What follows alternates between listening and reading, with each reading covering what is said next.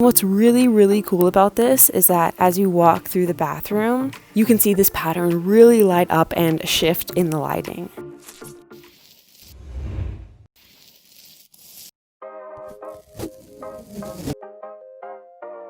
Hey guys, and welcome to today's episode of Prepare to be Floored. Today we're doing a really unique and almost experimental tile look, so I'm very excited to show you guys, and hopefully it turns out really well. So if you want to see how we transform this cream and brown toned bathroom, then keep watching.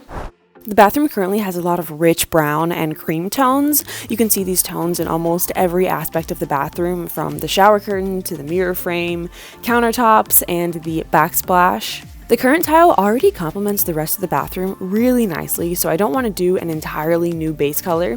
Instead, we're going to be painting our stencil pattern on top of our current tile surface using these 3 metallic colors. These colors reflect the current color tones in the bathroom, so they'll fit in really nicely, but the reflectivity and shimmer of the metallic paint is what is going to make them really pop and give this tile new life. And here is the stencil we're going to be using. This design is inspired by simple embroidery patterns, which is perfect for the minimal look we're trying to achieve that really lets the colors of the metallic paint be the main focus. Now, once you've secured your stencil, it's time to get started. I'm painting the outside circles gold, and then the petals of the flower copper, and then the rest of the details in champagne. Once we pull up our stencil, you can see that the paint is pretty similar in color to our base tile, so it doesn't appear to show up very well, but this is where things get really neat and a bit experimental. If we just shift angles like so, the pattern really glistens in the light and pops against its surface color, unlike before when we first peeled up the stencil.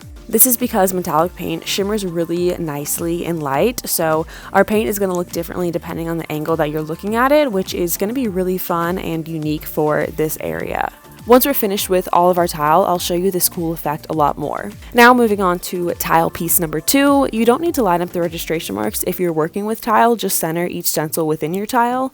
However, if you are using stencil on your wall or flooring that is not tile and doesn't have grout lines, then you'll want to use the registration marks in order to have one big cohesive pattern. And I'm going to be painting each tile the exact same, but you could add a lot more variety and mix things up by putting the colors in different areas on each tile. Alright, now that we're done painting, it's time to take a look at the finished look. And what's really cool about this is that as you walk through the bathroom, you can see this pattern really light up and shift in the lighting. And like I said, this effect is a little experimental, but I think it works really well for this space considering there is so many brown tones going on, and the bathroom already has a lot of details in different areas of it, so I didn't want to make the floor too overwhelming. So with this tile pattern, you could stand far away and it'll appear that there is no pattern on the floor, but then if you're standing over it where the light is hitting it, you can really see the complexity and the details of the design, so you kind of have the best of both worlds. And it's also just such a cool and a fun effect to have the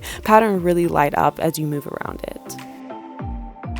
Alright guys, thanks so much for watching today's episode of Prepare to be Floored. If you have any requests or recommendations of rooms or different kinds of floors that you want to see transformed, then let us know in the comments below. And I'll see you guys next week. Head to our website to check out more of our stencils, and don't forget to tag us on social media with your stencil art.